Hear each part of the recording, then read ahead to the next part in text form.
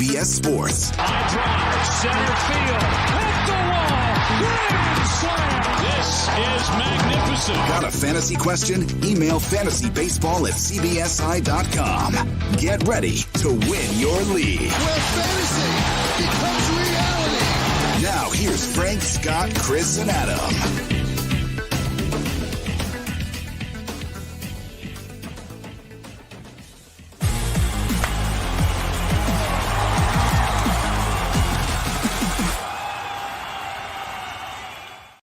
What is up? Welcome into Fantasy Baseball today on Wednesday, September 8th. Frank Stanfield joined by the returning Scotty Dubs. Scott White here to recap the past couple of days in Fantasy Baseball. Got some players.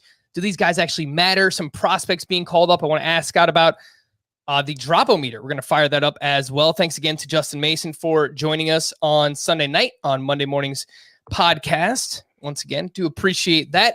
Scott, long weekend for you, boy. How you doing, man? How was it? Oh, I'm doing great. Doing great. Beach weekend with the family. Spent the weekend on Sanibel Island off the Gulf Coast of Florida. So, you know, if you wonder where people who live in Florida go on vacation, the answer is other parts of Florida. That's how it works. Yeah. Did some, floating in the ocean, did a little paddle boarding, did a little kayaking. Are you a big beach guy? No, I wouldn't say I'm a big beach guy. No, I would definitely, you know how some people are about the beach. That's definitely not me. But I can have a good time at the beach. I did. I would do it again. All right. Nice. A little bit more positivity from Scott than I'm used to. I honestly was not expecting you to enjoy the beach. So happy to hear that. Vacationing in other parts of Florida. That's right.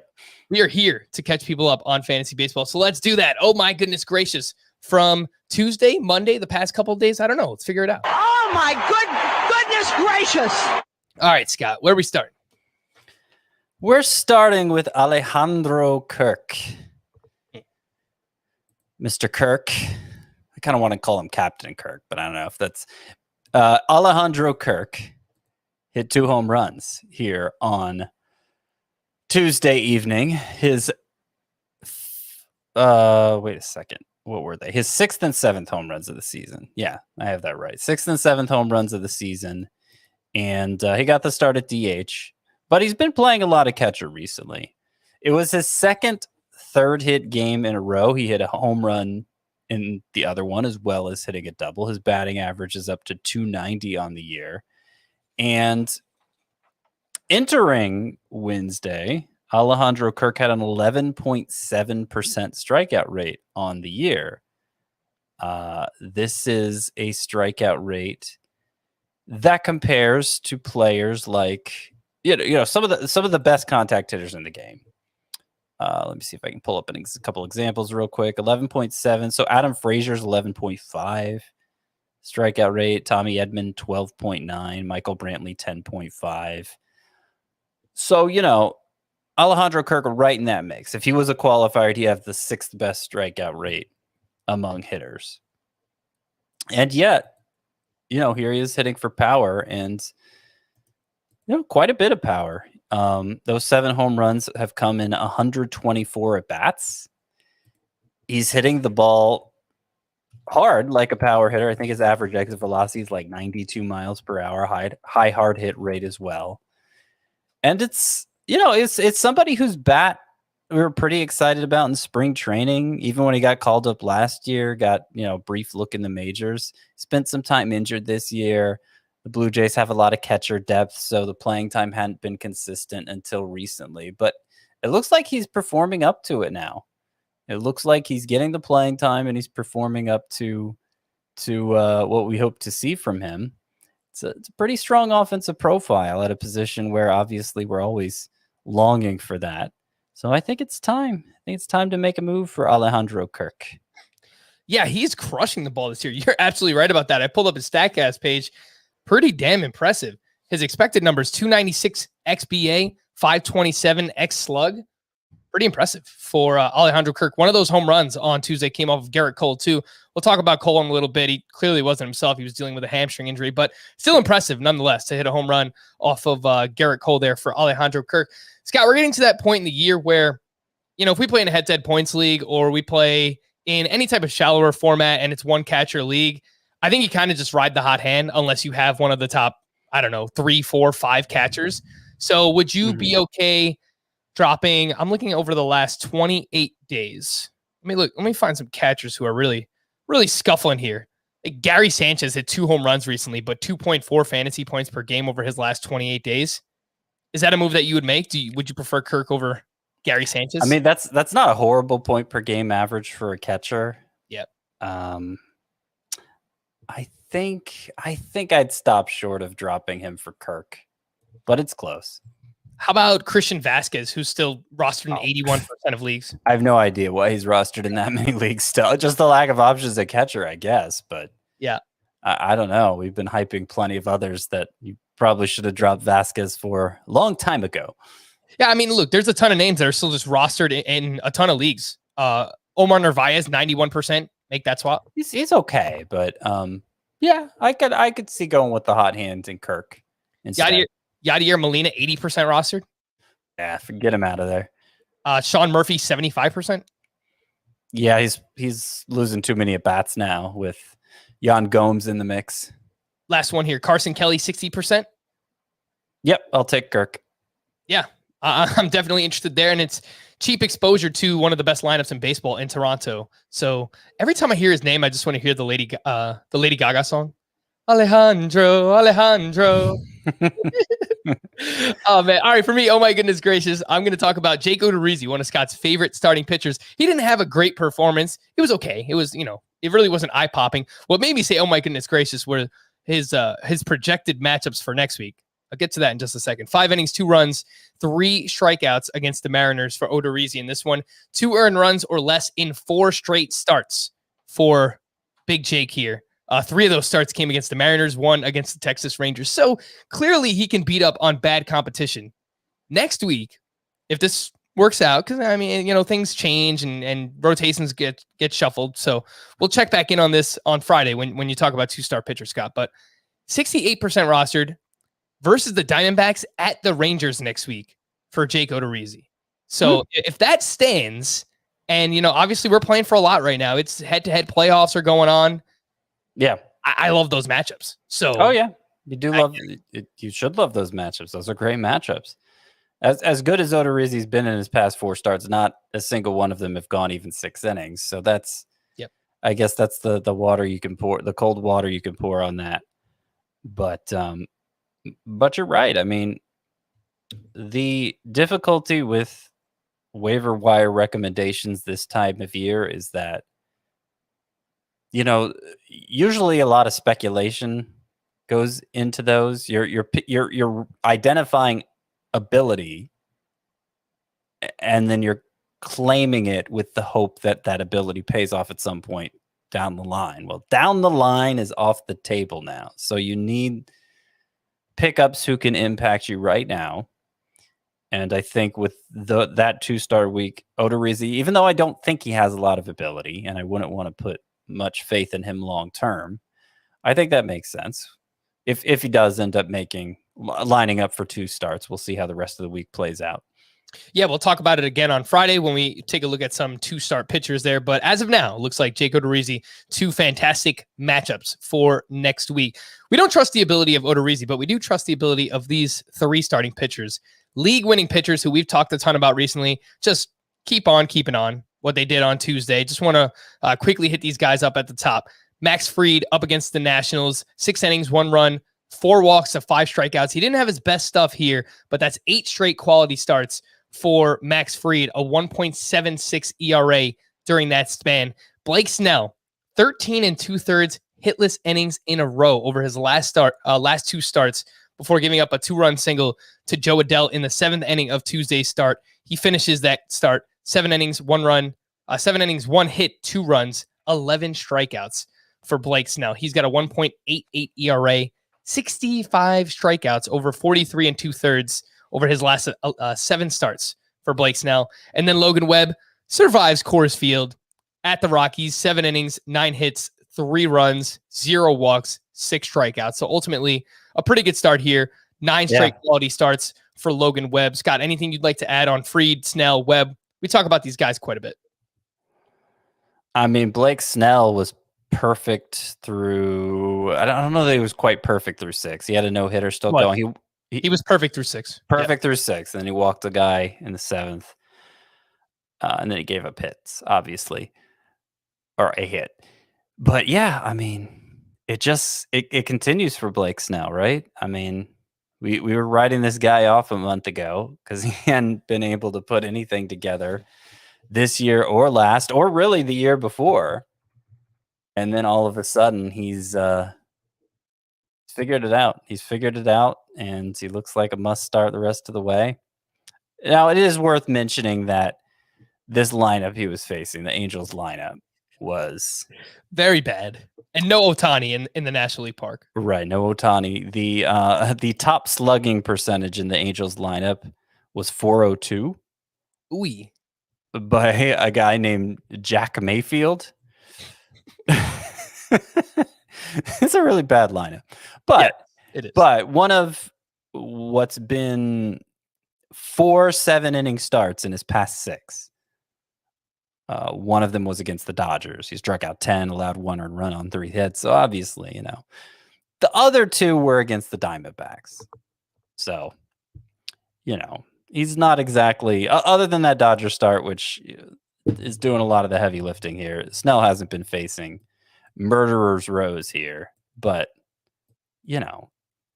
over the last 3 years, this isn't the only time he's faced a bunch of bad lineups, and he wasn't doing things like this. So let's not nitpick too much.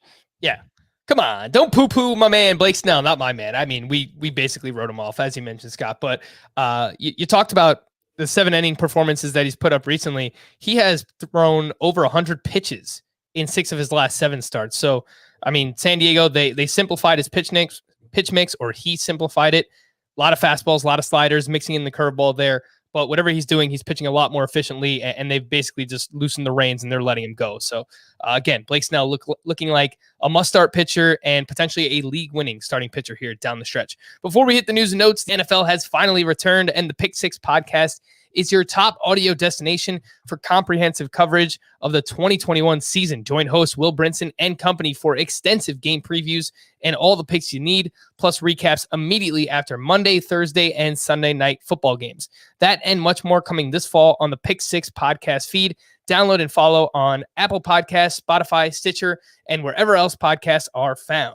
News and notes, Gerrit Cole left Tuesday's start with hamstring tightness. Per John Heyman, the early word is that the Yankees played it safe to get Cole out before the hamstring worsened, and the hope and even belief is that it's not too severe. So I don't know.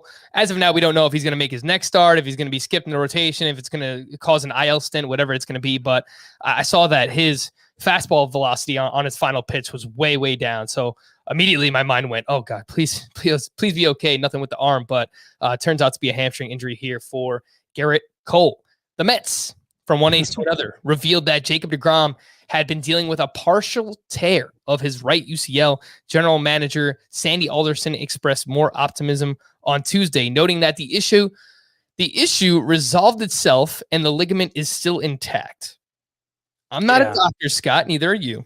No. I don't think it really works that way. I mean, that's the impression I was under too.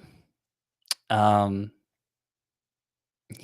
I mean, some of the quotes from Sandy Alderson are just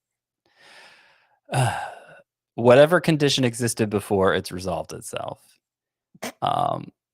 And okay, so this is one I pulled off here and tweeted out, because there's like a whole article from I think I got this from Newsday.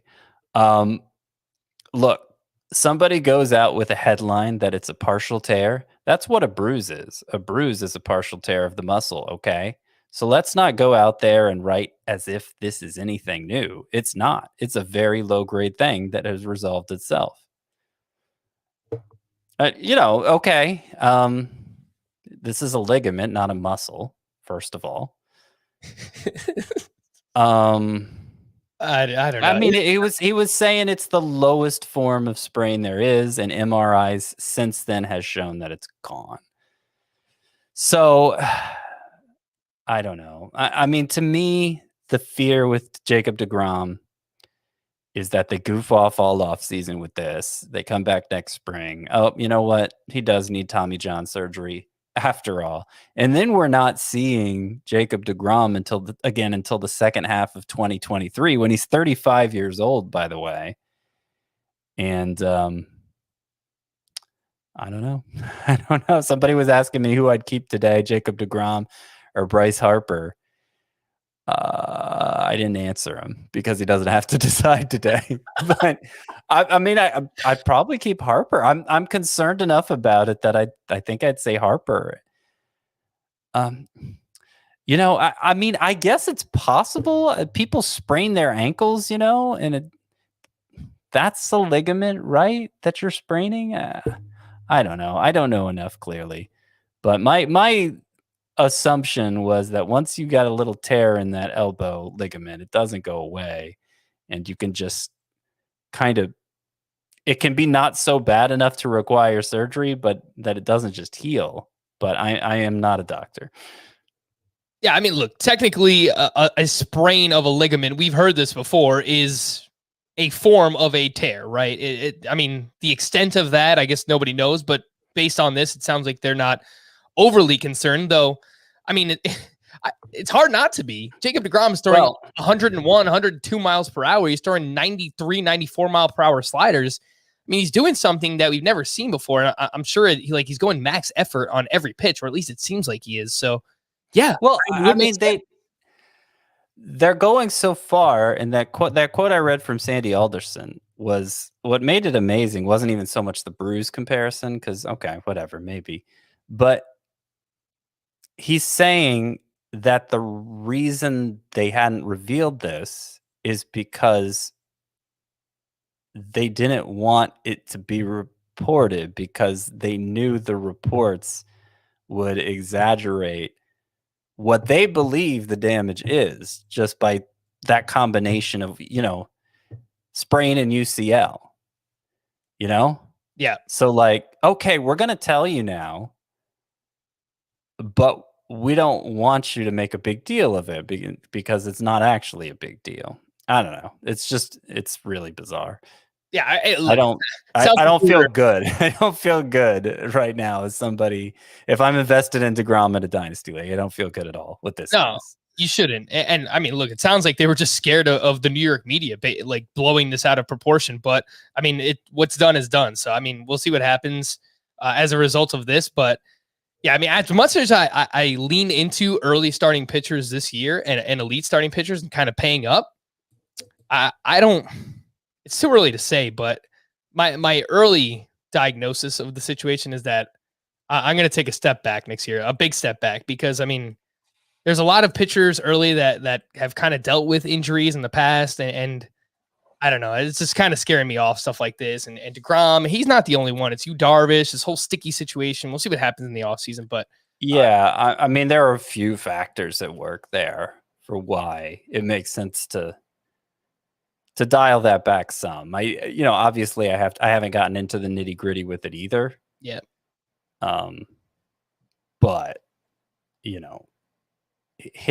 part of the calculus there was that hitting was so plentiful, you could get it everywhere. It was just like the player pool was overgrown with great hitting, and that's proven not to be true anymore. So, how much is the riskier proposition of pitching? How valuable is it by comparison? I think we need to dive back into that. Yes.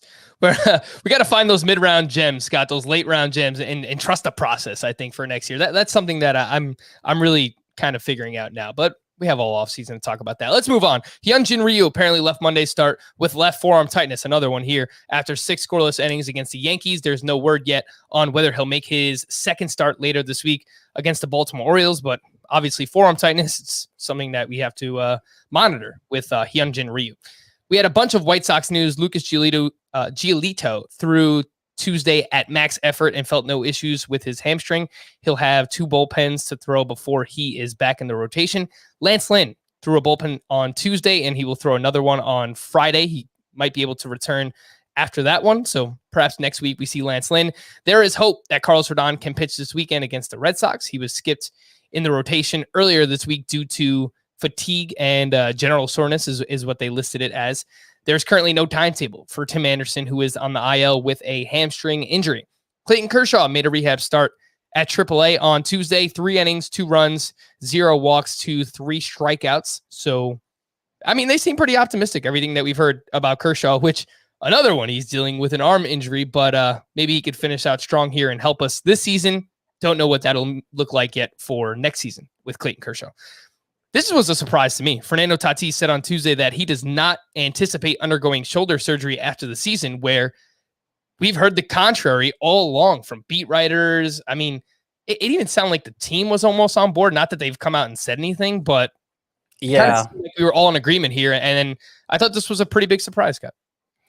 Yeah, it caught me by surprise too.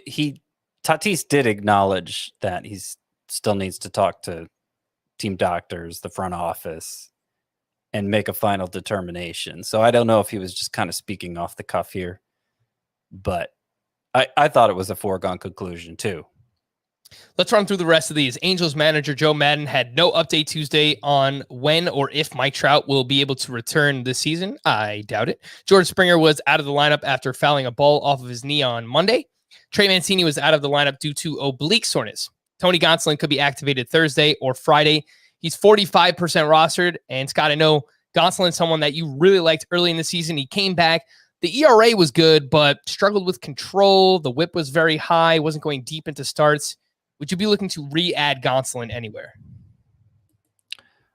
I'm not going to say no, but that kind of gets back to what I was saying earlier, where I think Tony Gonsolin has a lot of ability.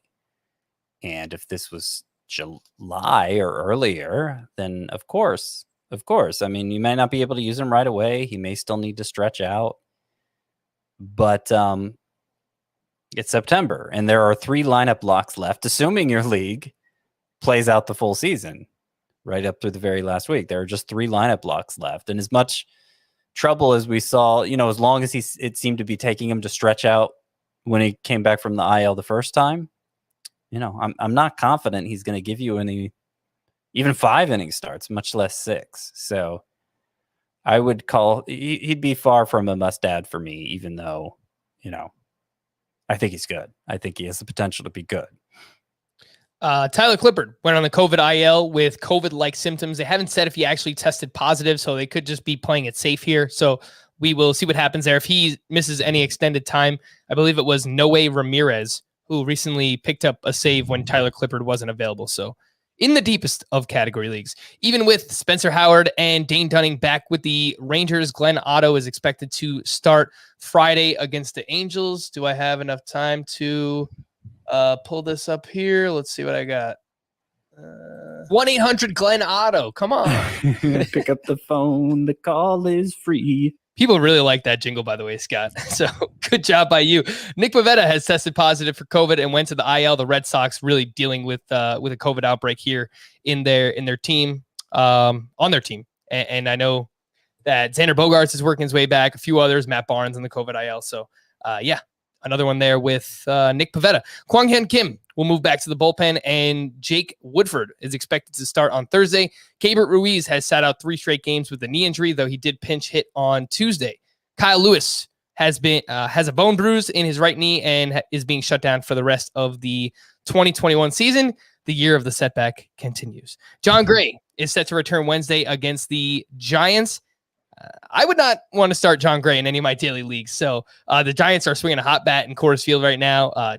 I would not want to do that. Connor Joe recently received a PRP injection. He landed on the IL over the weekend with a mild hamstring strain, which causes us pain, Scott, because we were very excited about Connor Joe. Yeah, that one hurt.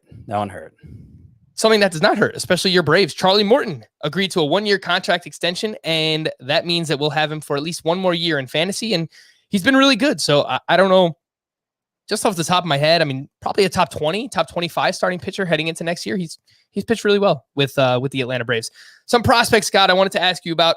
Luis Gil will make his return to the Yankees and start on Wednesday. And I don't know if this means Nestor Cortes will be moving back to the bullpen, but looking at the roster resource page, they slotted Luis Gil into Nestor Cortez's rotation spot. So yeah, I don't know if that's the plan as of now. I didn't actually see anything on that, but Luis is 39% rostered and pitched really well in the majors and has pitched well in the minors recently also. Yeah, it was Cortez's turn. So I understand why roster resource did that. But, roster resource doesn't have any insights, really. They're just reacting to news the same way we are. And there's no indication that Cortes has lost his job in the starting rotation. There's no reason for him to.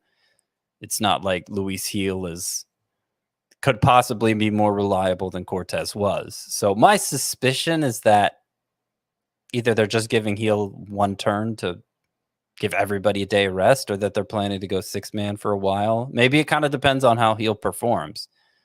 But I wouldn't be so quick to drop Cortes because of this news. Well, would you be looking to add Luis Gil? I guess it also kind of depends on the extent of this Gerrit Cole hamstring injury, because if he has to go on the IL, then, that means Gil is probably staying, and so is Nestor Cortes. Yeah, not super motivated to add Gil yet. Kind of, it would make a difference if he performs well on Wednesday and doesn't get sent down right away. Then I'll be more interested. If you have a roster spot to play with, it doesn't hurt to add him in case that comes to be. I mean, the little bit we've seen of him in the majors so far has gone pretty well. Again, that is Luis Gil. So let's pay attention and see what he does on Wednesday. A few other call-ups I wanted to ask you about. Mike Bowman with the Baltimore Orioles. Someone I believe Nando is in on. I think he's on his team in your Scott White Dynasty League. And then Josh Lambert. I think that's his first name. Josh Lambert with the White Sox. He was called up and he was at the Oakland A's on Tuesday. 5 innings, 1 run, 2 strikeouts. Anything to see here with Mike Bowman or Josh Lambert? I really hope that's his name. Jimmy Lambert. Jimmy Lambert, Josh. It's pretty close, right? Starts Jimmy.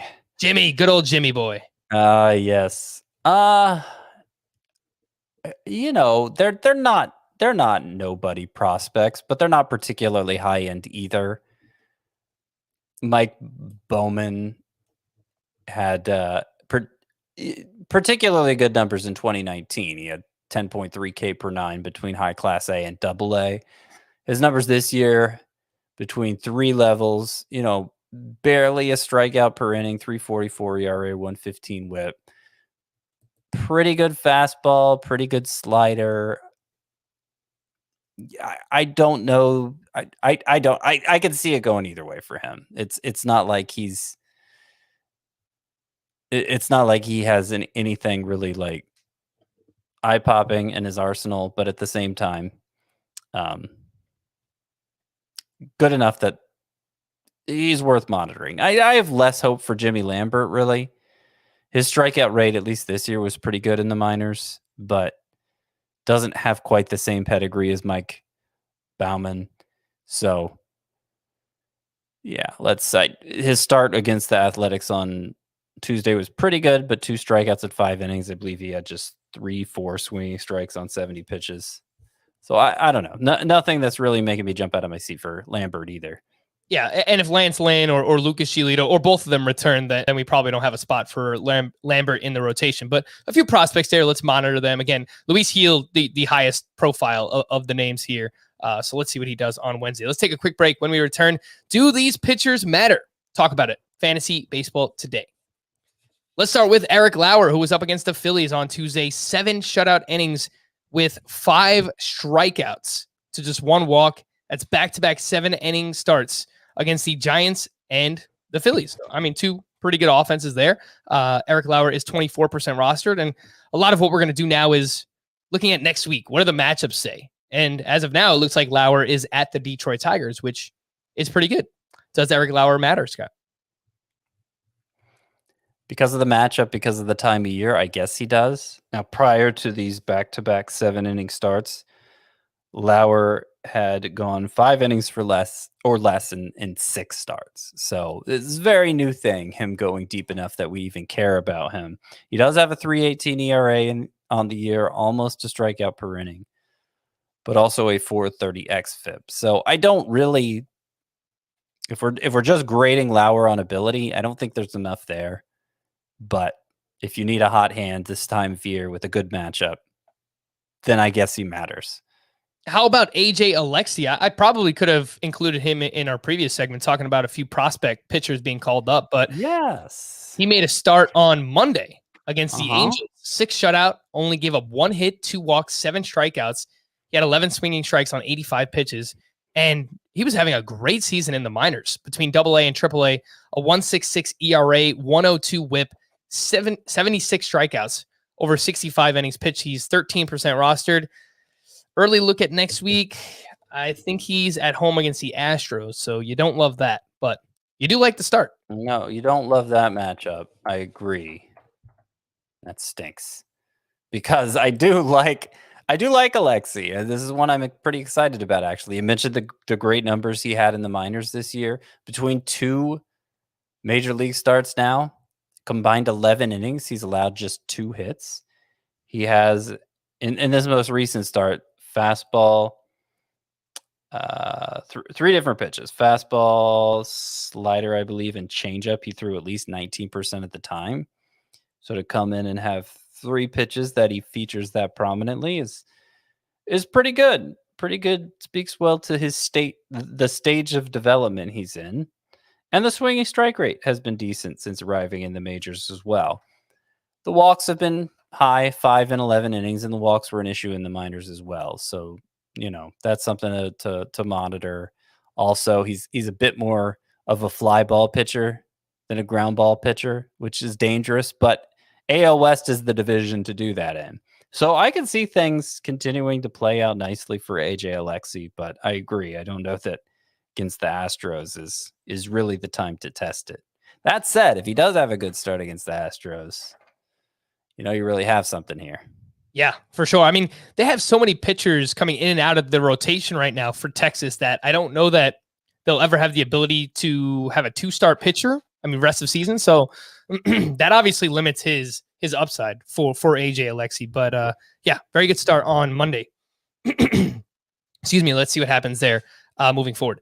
Packy Naughton. Who is that guy? He was at the Padres on Tuesday, 5 shutout with 5 strikeouts. He had 10 swinging strikes on 72 pitches. First start completing 5 innings. Does Packy Naughton matter, Scott? Not on my team is where I would put Packy Naughton. No, I mean, 4.90 ERA in the minors this year. Really, no part of his stat line is good. And the stuff doesn't look particularly impressive. I think he's just a guy.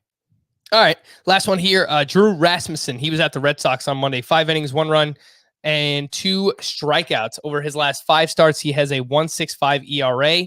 Does not give you many strikeouts, but the ratios have looked pretty good during that 5-start stretch. Doesn't go more than 5 innings, but I mean, it's probably more for like deeper roto category leagues. He's just providing ratios. Does Drew Rasmussen matter? I spent a little bit of time trying to figure this out because 1 earned run or fewer in all 5 of his starts since joining the Rays rotation. He came over with JP Fire Ice in the Willy Adames trade with the Brewers. Good ground ball rate, but not like an amazing Ranger Suarez ground ball rate that would allow me to overlook the low swinging strike rate and not so great strikeout rate either. So I'm not really buying Drew Rasmussen, but yeah, I'm not really buying it. I get that there's been a string of success here and he pitches for the Rays, but that's kind of a double-edged sword, right? Pitching for the Rays because you never know when they're going to yank you around either. Yep. Definitely fair there. Do these hitters matter? Let's start with Austin Hayes, who went 1 for 3 with his 16th home run of the season on Tuesday. And over his last 15 games, he's batting .358 with 3 home runs. He's 32% rostered. Scott, does Austin Hayes matter? Are you interested in adding him? So his playing time has been less than every day. And I know his splits favor lefties. And let's see. Were they facing a lefty here on Wednesday? They were not. They were going up against Jackson Kowar, and Hayes' home run came off of Jackson Kowar. So I think there were 5 lefties scheduled for the Orioles this week, and I thought about including Hayes among my sleeper hitters, but I did not. The playing time's been more consistent lately. Yeah, he started in 9 straight games. But I don't know. I don't really think he matters because even though you could make the case, okay, his splits are better against lefties, so he's a good matchups guy. They're still not that good against lefties. So, yeah, I just don't think the production is quite enough, even if, apart from having 16 homers, I mean, he has a .299 on base percentage, Yeah, doesn't walk very much. He's right around a .250 batting average for the season. He's been better the past month or so for the Baltimore Orioles. So I think probably in 5 outfielder leagues, maybe he matters there if you're desperate. But yeah, anything shallower than that, probably not the case for Austin Hayes. How about Lorenzo Cain? 2 more hits on Tuesday. 31 games since coming off the IL. He's batting .281, 4 homers, 7 steals. Problem, similar to Austin Hayes before this recent stretch, is that Cain sits out every third or fourth game usually. He's only 20% rostered. There's only 5 games on the schedule next week. So those things are playing against him. But when he's been on the field, he's been productive. Yeah, it's just too much missed time. Yeah. Hayes has been playing a lot more consistently recently, but Cain has started 6 of 10 for the Brewers. And it's just really hard to make an impact when you're doing that, especially if you're not like this monstrous power hitter or really prolific base stealer. You're just kind of you're just somebody who's kind of pretty good at a few things. I just 15 team leagues probably is all you're talking about for Cain. Bobby Dalbec pinch hit in the 8th inning on Tuesday. The Red Sox were down 12-1, so they get some of their stars out of the game. He pinch hits for Rafael Devers, hits 2 home runs in 2 innings. Bobby Dalbec does, and he's now started 8 of the last 10 games for them. Over his last 30 games overall, .341 batting average, 9 homers for Bobby Dalbec. He is red hot, 40% rostered. What do you think here, Scott? Yeah, I mean, he's finally hot when they're not making an effort to play him with a great amount of consistency. So 8 of the last 10 games he started. I mean, that's better than it has been, basically. Yeah, but Schwarber got another start at first base. This was his 3rd start since coming over to the Red Sox. And you feel like those are going to have to happen more often. I don't know. I guess if you're just looking for home runs, you could do worse than Dalbec. But I don't know. It's been a little inconsistent, the playing time. It looks like for next week, 3 games against the Orioles, 3 games against the Mariners. Not really scared of either pitching staff. I don't know what it looks like in terms of how many lefties they're scheduled to face for next week, but just in terms of pitching staffs, and pretty good matchups there for Bobby Dalbec. I did want to bring up Ian Happ once again because we've talked about him quite a bit recently, but I feel like his roster rate is still lagging behind. He went 3 for 4 again on Tuesday, added another home run. He's now up to 20. And over his last 30 games, Ian Happ is batting .321, 9 homers, 2 steals. His last 15 games, he's batting .400. So, I mean, the guy is hot right now. Band of misfits with the Chicago Cubs. Frank Schwindel, Rafael Ortega, Patrick Wisdom. These guys are all performing pretty well. Does Ian Happ need to be rostered in more leagues, Scott? Is he a must-add, Ian Happ? I wouldn't go quite so far as to say must-add, like 3 outfielder leagues, certainly not points leagues with as much as he strikes out. 52% rostered is where he's at right now. Yeah, I mean, it's low for as hot as he is. He is still striking out way too much. Yeah. And, his BABIP is through the roof during this stretch. But we know he could send balls out of the park, and he hadn't done so enough this year until this recent stretch of having hit 9 home runs in 23 games. So definitely falls into the category of a hot hand play, and there's no shame in rolling with that this time of year. So I would say that he is being a bit undervalued because of that. But again, if we're talking long term, I'd be less enthusiastic about him. Scott, where would Ian Happ compare against these outfielders in shallower leagues? Because Tyler O'Neill, he's 74% roster, but he's coming back around. His last 7 games, 11 hits, 2 homers, 1 steal. Anthony Santander, his last 30 games. We talk about Santander quite a bit. He's been performing well. 277 batting average, 8 home runs. He's 59% rostered. How would you rank Santander, O'Neill, and Ian Happ? So Santander, if you go the last 30 games, the numbers are still pretty good, but he's cooled off the last couple weeks. He's gone ice cold again. The thing about a no-walk guy like Santander is when they're not hitting well, they're doing nothing for you. Mm-hmm. So he's third for me here. O'Neill's first. Happ second. Santander third. O'Neill still has, strikes out way too much, but just incredible StatCast data otherwise, how hard he hits the ball. His expected slug is 566. It's almost 50 points higher than his actual slug. And for as much as he strikes out, his expected batting average is right in line with actual marks. So he's pretty much doing what he's supposed to be doing from what we can tell.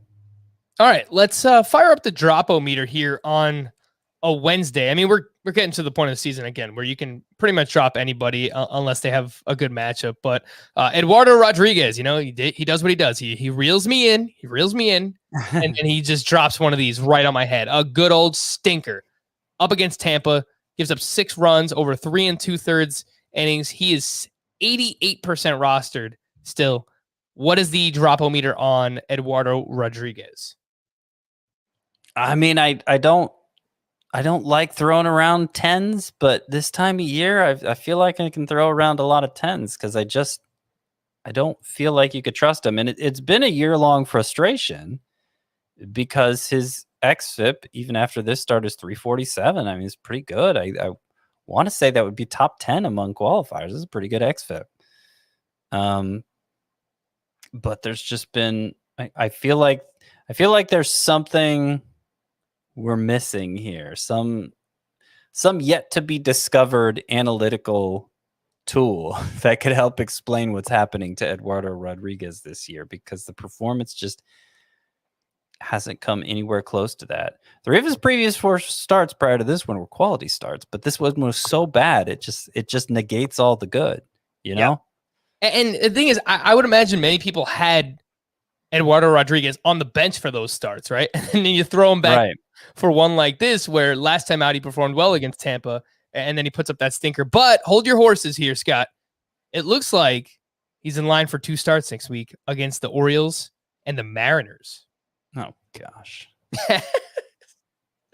So should we turn that 10 back into a 0? I know you're going to give me the sneak attack here. I didn't know either. Matchups. I just looked up matchups. Should have led with that. Gosh, so stupid. I don't enjoy analysis this time of year. I'm trying to have my usual level of enthusiasm, but it just feels like you're throwing darts, Yeah. Those matchups are so freaking good, and there's 2 of them. I think in points leagues you probably have to hold on. I don't know that I could trust him in a categories league unless the categories I was chasing were wins and strikeouts. Yeah. But I think in a points league you have to hold on. So we'll drop that 10 to a 5. All right.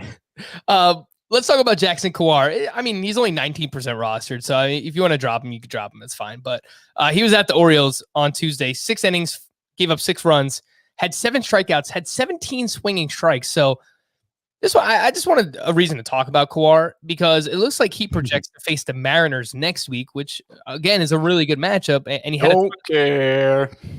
You're out. No. 3 of his. Yeah, right. He made 2 starts before, so 3 of his first 4 starts in the majors have just been dreadful. Sure have. And it's not like he was destroying AAA or anything. His inconsistent performance down there. He finished with a 3.46 ERA, but had a high whip. Good strikeout rate, but Kawhi has a lot to prove. One game against the Mariners, it isn't going to be enough for me to trust him. So, of course, watch him go and throw a no-hitter, it being the Mariners, after all. All right, so if you picked him up for the 2-star week, you go ahead and drop Jackson Kawhi. How about Tarek Skubal? He only threw 3 innings on Monday, which there was no indication that they were going to do this. And I mean, they've done this now with some of their younger pitchers in the rotation, but he only threw 50 pitches. He's still 77% rostered. If you're looking to add one of these starting pitchers that are emerging here late, Scott, would you be okay dropping Tarek Skubal? Yeah, I wish I knew what the plan was for him. Yeah, there was no, they didn't say anything about it, like why they did it. I would have to assume it's just the Tigers are out of it. They're limiting their pitchers. Do you have names? You could give me some more specific names here to match up against Skubal. Yeah, sure. Well, I mentioned, would you do it for Eric Lauer, who we mentioned before? No. Would you do it for, let's pulling up the most added starting pitchers. Man, the Bailey Ober thing is so annoying because they piggyback Michael Pineda with him and he was pitching well. So obviously you can't add Ober now, but that's frustrating. Would you drop Skubal for Joe Ryan? No. How about, Ranger Suarez is still out there in a third of CS leagues. And it looks like his next two matchups, since that's the game we're playing here now, Ranger Suarez's next 2 matchups versus Colorado versus the Cubs. So Ranger Suarez, been saying it for a few weeks now. Ranger Suarez, I would add most. I would take over most any pitcher you'd consider dropping, but that's especially true looking at those matchups. All right, so that's a slam dunk, right? We'll drop Skubal for him. How about, would you do it for Jake Odorizzi with those 2 starts next week?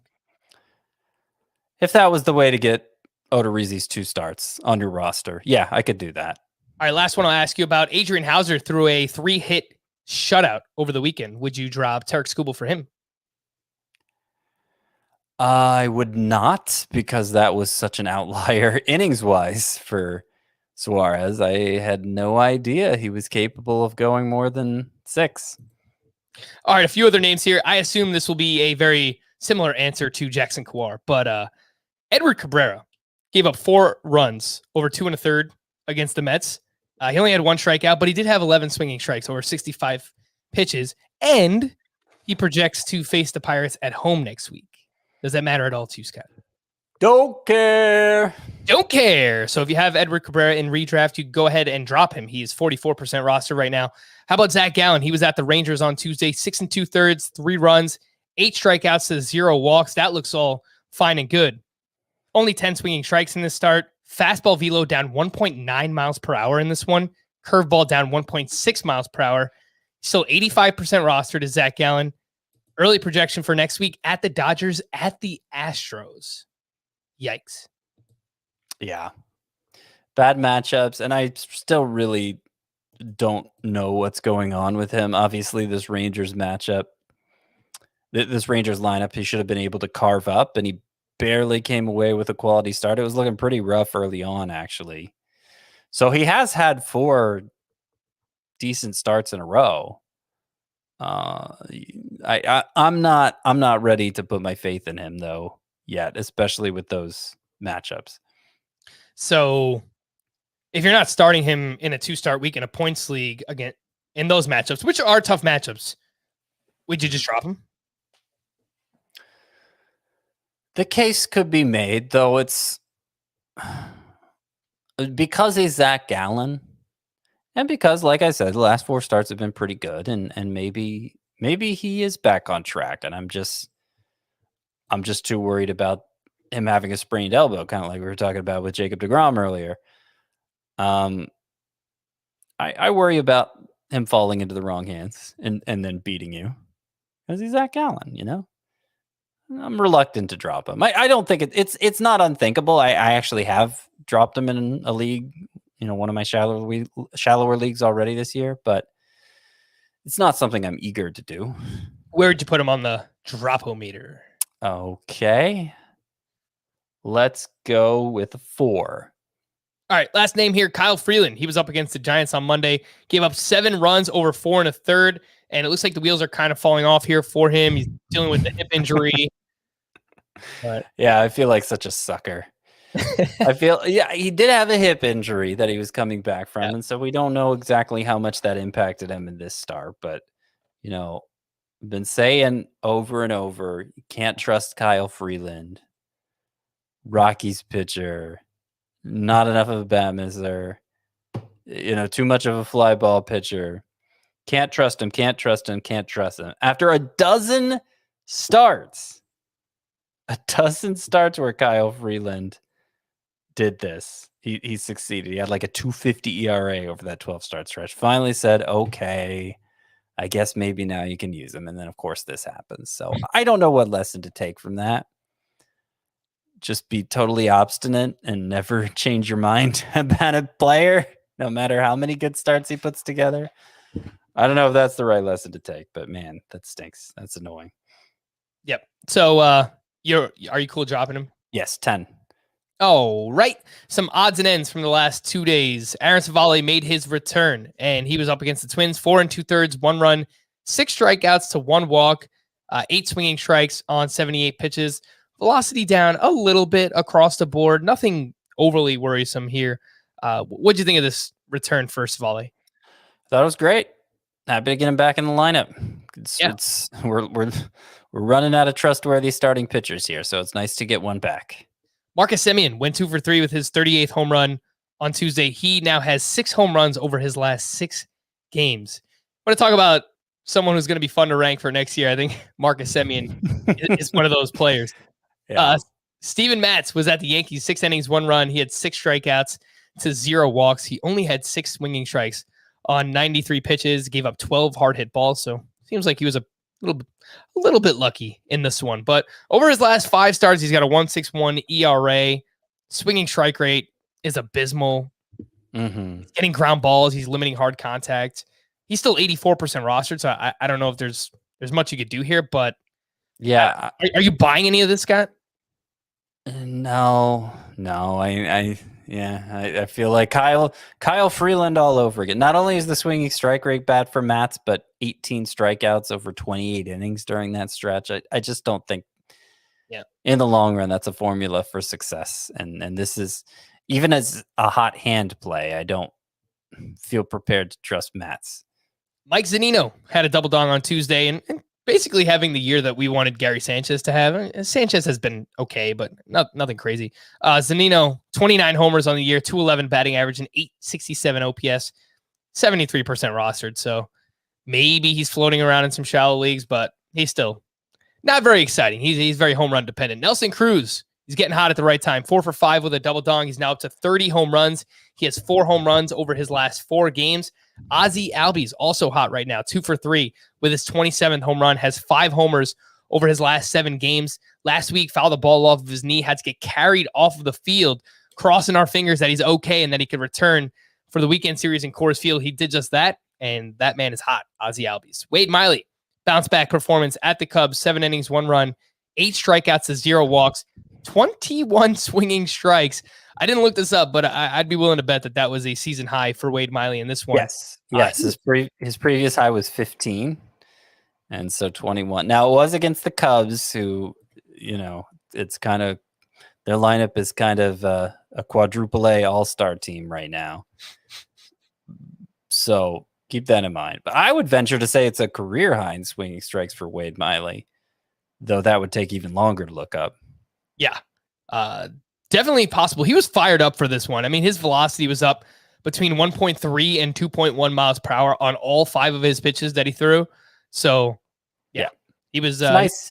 Fired up for this one. It's nice to know he's still among the trustworthy. Christian Yelich went 3 for 5 with a double and 2 RBI over his last 26 games. He's batting .340, 2 homers, 8 doubles, 1 steal a 21% strikeout rate, 29% line drive rate. So putting the ball in the air more, he's hitting line drives. It's just kind of empty batting average. I mean, it's nice to see the batting average, but it's good in like a David Fletcher kind of way, I guess. So I didn't think we would say that about here, but here we are, September 8th. Aaron Nola, he still stinks. He was at the Brewers, 5 innings, 6 hits, 3 runs. He had 6 strikeouts. The velocity was up about a mile per hour on 4 of 5 pitches. He threw a cutter 8 times in this start, which is the most he's thrown that pitch since his second start of the season. So it seems like he's just searching for anything right now, Scott. So, I mean, to pull the cutter out of nowhere, I mean, I think he's just searching. Like this wasn't a terrible start. I mean, it wasn't good, though. 3 runs over 5 innings. I don't know. You could get a win out of that start, potentially. Yeah. I mean, I'm let down by it if I have Aaron Nola. Here's the thing. With most of September. Okay, so a guy has a 113 whip, and with most of September still to go, 192 strikeouts. How are you feeling about that guy? Well, that's all you know. 113 whip and 192 strikeouts at this point in the season. I'd feel very good about that. I'd say he's probably a top 15, top 20 starting pitcher. It's just that darn ERA for Aaron Nola, bringing him down. But no, it's the same thing we've been saying all along. You still see a lot of ability there, and I continue to say I'm going down with the ship. Going down with the ship. Ride Nola till the end. I have a feeling, Scott, that Aaron Nola is someone that you'll be looking to buy the dip on in next year's draft. Yep. If we do get him at a discount, which as of now, I think that we will. Alex Bregman went 3 for 5 with his 8th home run of the season. It was his first home run since coming off of the IL, and in 11 games since returning, he's batting .357. He only has 3 strikeouts in 11. I know. So I noticed that too. Crazy. And he's hitting the ball extremely hard. Lots of line drives, lots of fly balls. We might be in for a really strong finish here from Alex Bregman. So if you've held on, or if someone dropped him in your league and you picked him up, everything, the underlying numbers say that big things could be coming for Alex Bregman. Pete Alonso, a double dong. He's now up to 32 homers, and over his last 8 games, he has 15 hits, and he has 3 home runs over his last 2 games. So a strong finish looking like for Pete Alonso as well. And Zach Wheeler bounced back on Monday, 6 shutout, 5 hits, 0 walks, 9 strikeouts. So we've been waiting for a nice little bounce back here for Wheeler, and we got it. It was a really nice start. Call to the bullpen. Some bullpen updates from the past couple of days. For the Twins, Alex Colomé has 2 saves over the last 2 days. He's now up to 13 saves for the season. Let's check in on what his roster rate is, but I know it could be ugly at times, but he is getting saves. Alex Colomé. He is. 46% rostered. I think that number needs to be higher. Given the situation. For the Pirates, on Tuesday, David Bednar pitched in the 8th inning to face 3, 4, and 5 in the lineup. In a 1-run lead, Chris Stratton came in for the 9th. He picked up his 3rd save. David Bednar picked up the save on Monday. So is it just Bednar is the highest leverage? He's going to face the heart of the lineup whenever they're coming up kind of thing? Yeah, I think so, because they keep going back and forth with using him in the 8th. Him and Stratton flipping back and forth. It's annoying because they're not getting that many save opportunities to begin with. Yeah, for sure. Bednar's good though. I think he's a good pitcher. I mean, you watch him; he's got some pretty filthy stuff. So I like the guy. But the Pirates, it doesn't look like they're going to lean on just one pitcher for now. For the Reds, a team that has been all over the place all season long, Michael Lorenzen gave up 2 earned runs in the 8th inning on Tuesday. Michael Givens picked up his 6th save, and he has their last 2 saves. But do not trust David Bell as far as I could throw him. Is that the same? Trust someone as far as they could throw them? Yeah. Right?